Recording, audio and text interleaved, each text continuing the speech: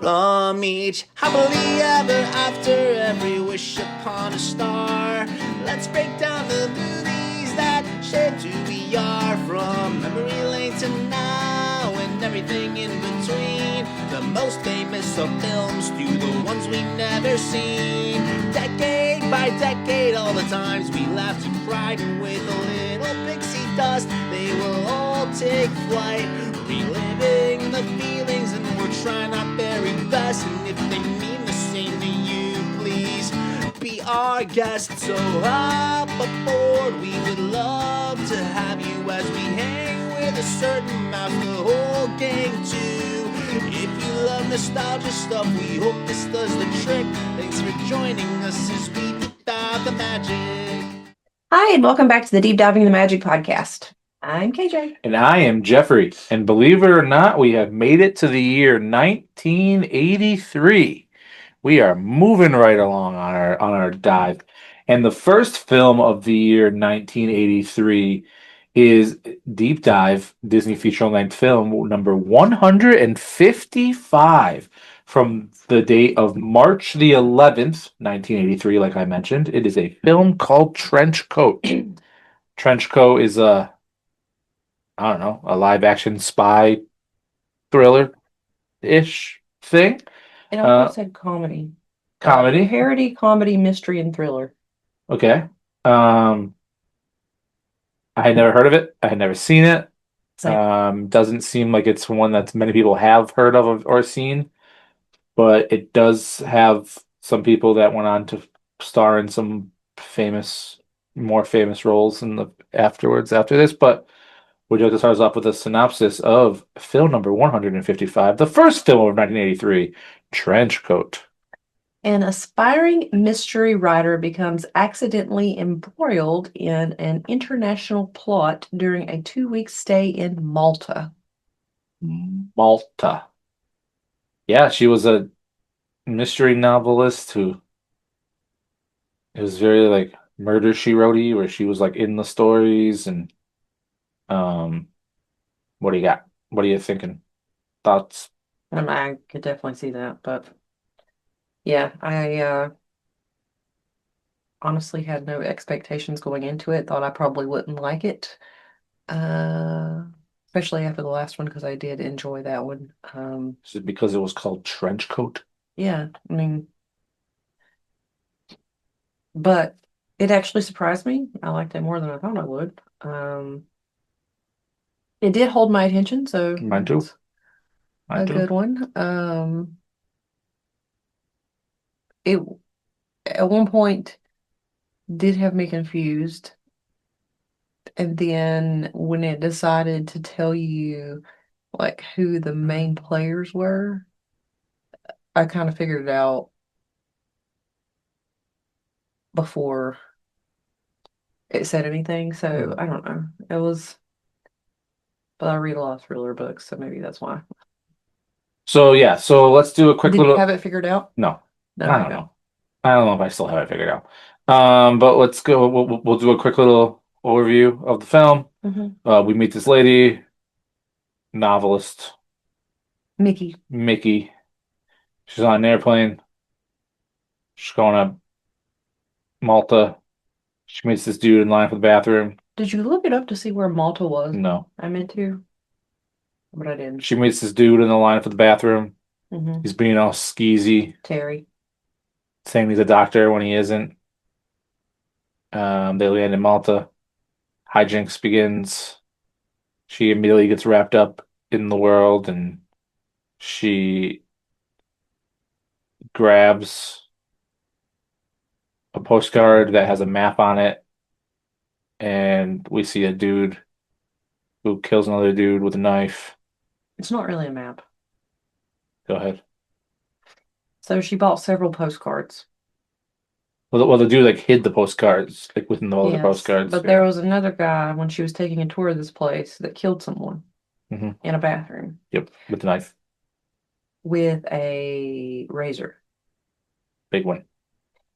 And on his way out, he ran into some police. So he tried to backtrack and he put his postcard in a stack of postcards and then kind of was going to try to sneak away, but then the police walked up to him and told him that he shouldn't be littering because he was basically spitting out whatever his food, like I guess he was eating like seeds or something and spitting out the shells or something, I don't know. And they pointed to the sign that was like no littering, no spitting, whatever. So at that point he's like, oh, well, and then he starts picking it up. Never mind that he just killed somebody in the bathroom. But she's checking out with her postcards. She leaves. And unbeknownst to him, she has actually picked up the postcard that he had left. Yes. Dun dun dun. Do you want to keep going? So then he starts following her.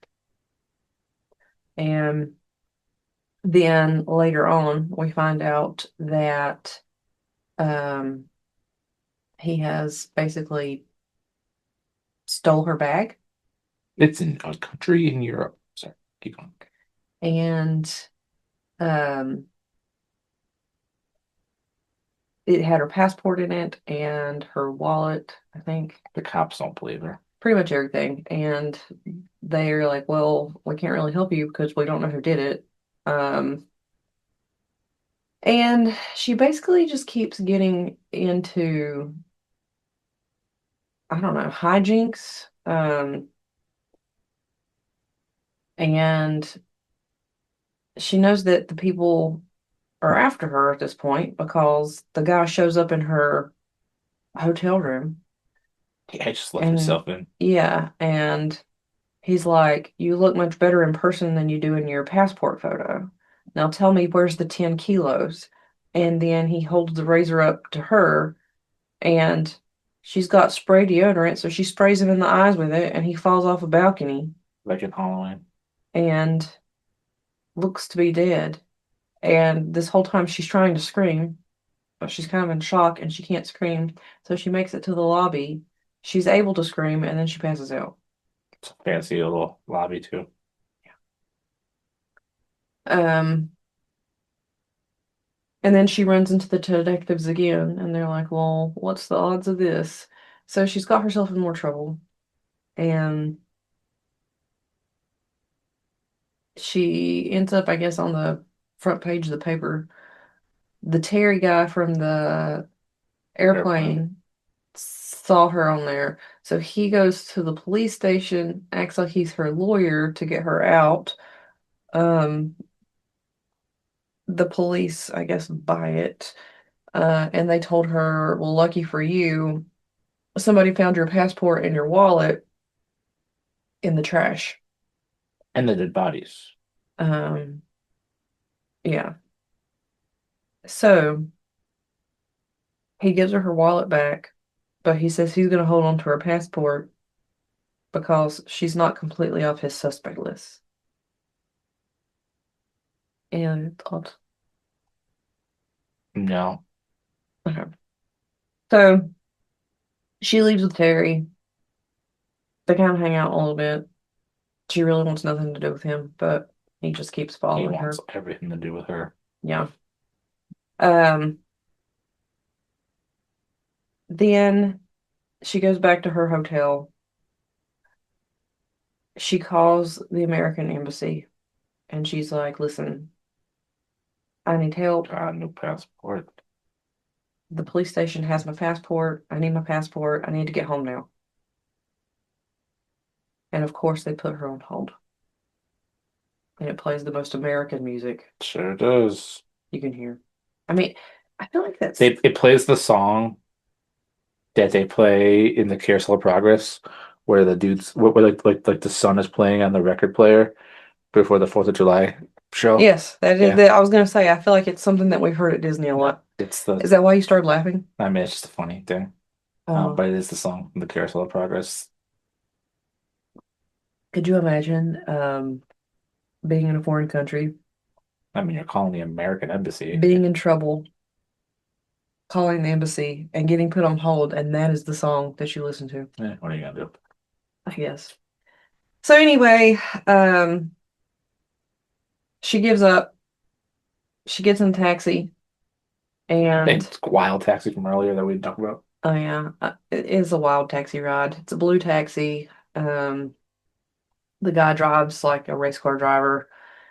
Anyway, he takes her to the American Embassy. They park in front of it, but when they park in front of it, once she gets out of the car, another car rear ends that car and grabs her and pulls her in. Yeah. To hear her tell the story later, she was kidnapped by a bunch of Arabs. I don't know where they're from, but these guys tell her that she's going to tell them where the 10 kilos is. And she's like, no. And then they told her, well, we have this, and I don't remember exactly what it was. It was a shot of something. And they were like, well, it's basically truth-telling serum. So they give it to her, and then she starts saying like the craziest stuff. Um, and then one of the things she told the guy was, well, your breath stinks. Hmm. And then the other guy goes, it's working. Yep. It's terrible. Um, she's like, I don't know where the 10 kilos is. I don't know what you're looking for. I don't know what you're talking about. Um, and then somehow, I don't remember exactly, but she gets out of it. Because the dude rams into the car Oh and the yeah, nuns are there. the taxi guy. He is mad that they messed up his taxi and he was onto them.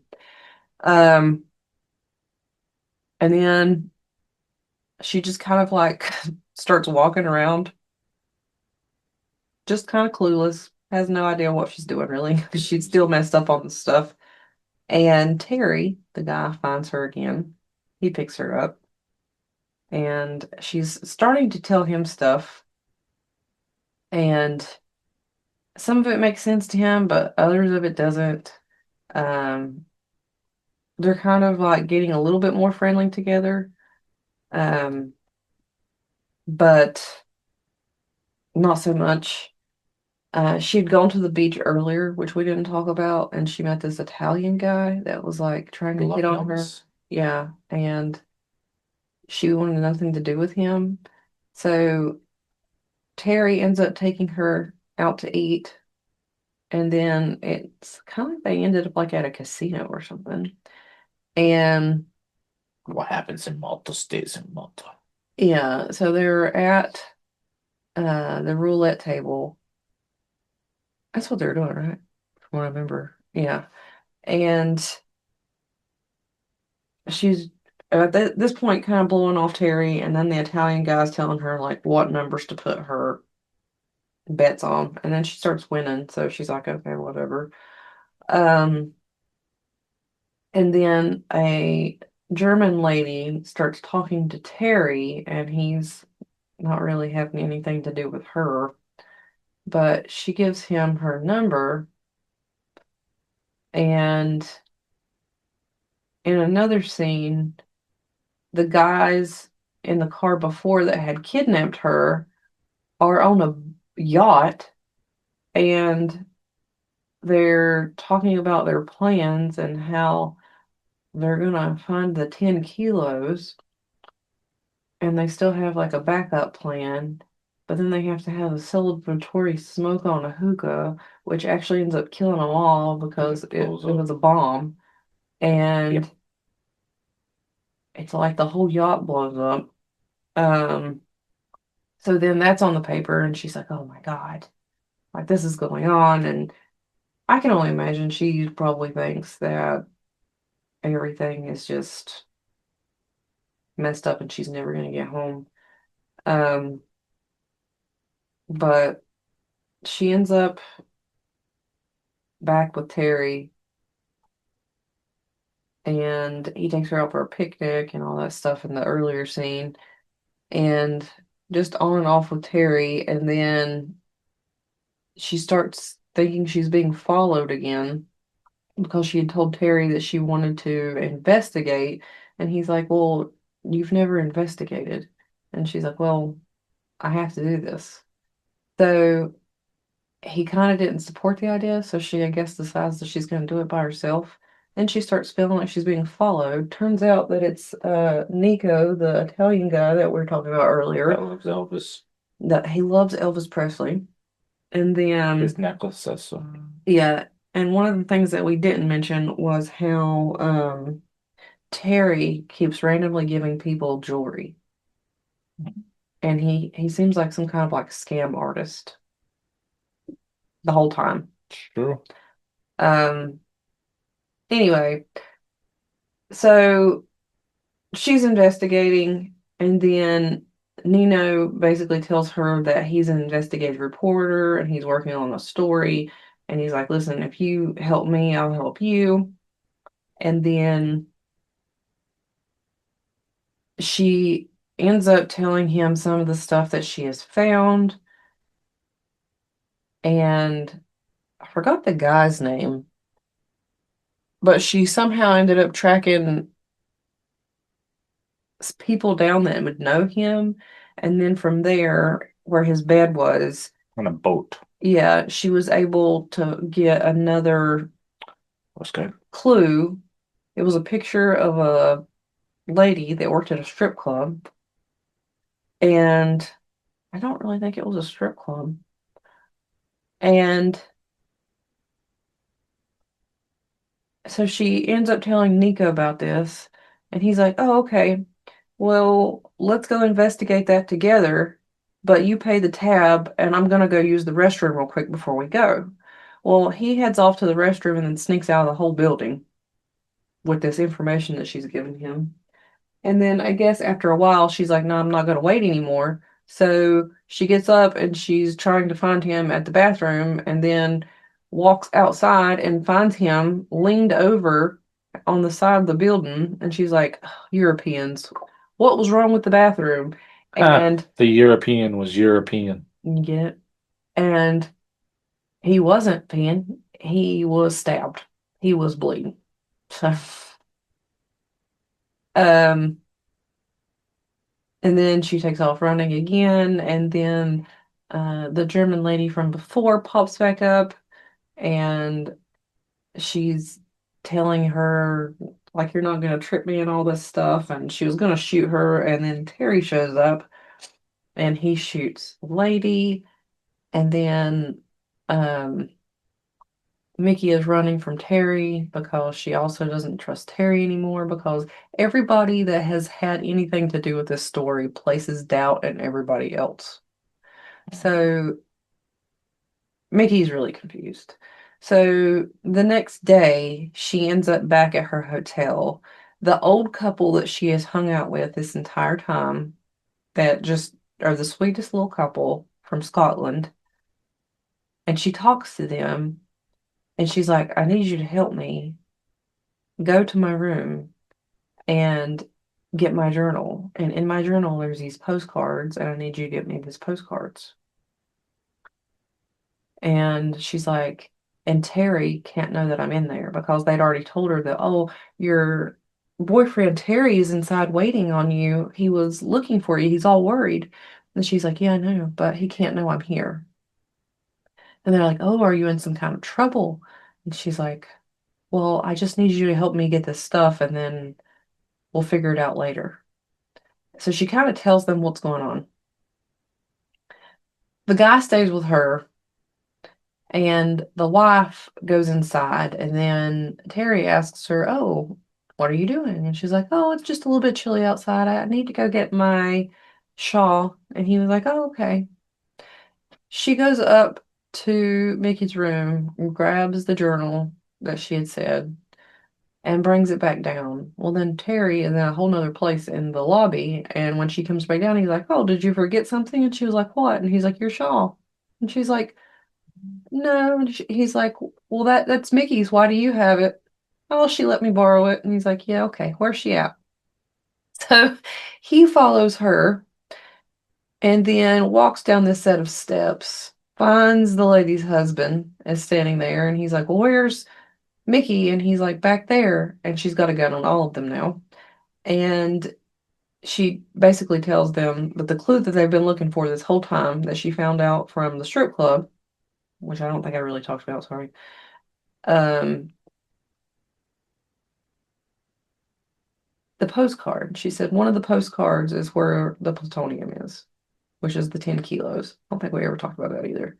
Because at one point, I guess the police, when she was talking to them, thought that they were looking Drugs. for 10 kilos of cocaine. And she was Yeah. like, so she thought that too, but then she found out it was actually plutonium. 10 kilos of plutonium.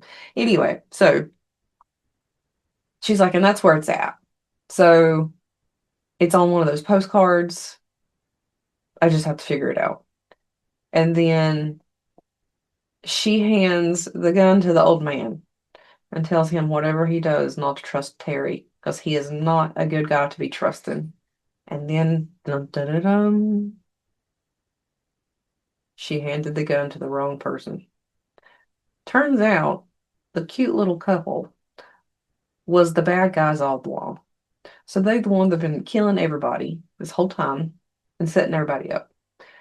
Um, so they tie up Terry and Mickey in the greenhouse of this hotel. It's like Clue in the greenhouse with Yes, the revolver. with a bomb Mhm. that's attached to a kitchen timer, and then they leave them. They have the hotel owner at gunpoint driving them around to all these postcard locations because they're trying to find the plutonium. However, at this point, Terry's trying to tell Mickey who he actually is, and you should trust me because apparently he works for some kind of secret service for radioactive He's nuclear or something. he's bugged everybody with his jewelry. And then they get to his car after they knock off some stuff and get untied. And he pulls out this box and basically explains to her that all of the jewelry he's been given to everybody has trackers in it. Mhm. And they're able to find the old couple and track them down. But nothing ever goes smooth. So they end up crashing at one point. And then he gets shot by the old lady because she told her husband, next time you let me tie the knots since they got out. And at that point, they had one stop left to go to, and they have to take a ferry to go do it. So they're on a ferry, and our couple in their brightly colored car. If you're ever going to chase somebody, I would suggest not having a car that's like a reddish orange color. It's just going to tell you who you are, and catch attention. So that wasn't very smooth. Um, Anyway, Mickey has to learn how to drive a stick because Terry was shot. He's teaching her how to drive a stick, and it doesn't end up going well. They end up finding the ferry. He tells her to hit the brakes, but she does not hit the brakes. She hits the clutch, and needless to say, they go up a ramp onto the thing and accidentally push our bad guys off into the water. The police catch them, and mystery is solved. Dun, dun, dun. They take all the credit the police do, even though it was kind of pretty much Terry and Mickey. And then the ending scene, they're back, I guess, in San Francisco, where Mickey's from, and she's working on her novel, and Terry is in a sling, I guess, from where he's been shot. And they seem to have ended up as a couple together. Mhm. So And that's your film. that's our. We solved the mystery of the trench coat. Mhm. Yeah. Thoughts? I definitely liked it better than I thought I would. Yep. It's definitely not a movie I would have thought was a Disney movie. Yeah, it's we are like in like strongly in that like um adult before they made Touchstone. Yeah. There's actually nudity in the next film. Yeah, I was gonna say I feel like had Touchstone been a thing, Yeah. this would have been like one of those films, not a Disney film at the time. But it was definitely better than I thought it was. Um, Ratings wise, IMDb gave it a 5.2 out of 10. Mhm. I rated it a 7 out of 10. It did have some quirky things to it. And at one point did have me stumped, but I did figure it out. Um, Computer's just talking to you over here. it's an ad on IMDb. Sorry. Anyway, I guess it just now wants to stop. Enjoy that You little rated blast it? from Yeah. us. Yeah, we're gonna get like Um, demonetized or whatever because we whatever they call it. So you because rated of it at a the ad 7. playing. Yeah. Um, yeah, so I ended up liking it better than I thought I would. Um, Lucky enough to make your list upon a star and knock off the strongest man in the world. Jeffrey, the strongest man in the world, is not coming off my list that easy. All right. I'm just asking. So then what's your list upon a star? My list upon a star is The Many Adventures of Winnie the Pooh, 101 Dalmatians, Tex, Mhm. The Fox and the Hound, The Parent Trap, Sleeping Beauty, Dumbo, The Apple Dumpling Gang Rides Again, The Apple Dumpling Gang, and holding on at number 10, The Strongest Man in the World. Yeah, I mean this was good. Find it, I guess, watch it. Be a completist like us. Where you been? We've watched 155 films. Um, Wow. I mean, I know you're crazy. It's crazy. We are in the year 1983. We are quickly catching up to our lifetime. But Don't date us. there's still a bunch of years before we get there.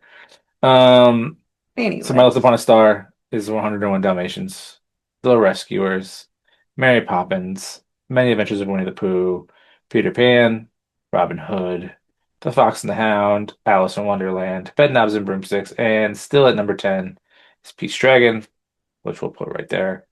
But yeah, so we watched Trenchcoat. Honestly, I don't understand why this film was even called Trenchcoat. Because she wore a trench coat. You could have called this film Postcard.